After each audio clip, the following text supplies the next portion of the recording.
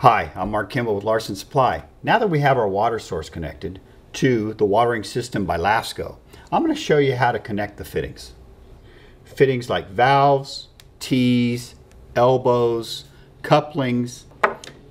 We want to take like a tubing cutter like this one here.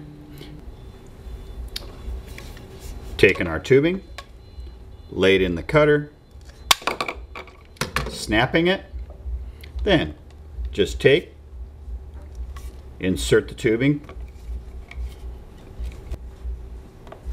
firmly. There we go. Once we have all of our tubing laid out, we need to cap it off. To cap off our tubing, we use what we call a figure eight. Taking the figure eight, we slide it over the tube, fold the tubing, inserting through the other end, and that's how we cap off our tube. If we want to anchor our tubing into the soil, we use what we call a U-stake.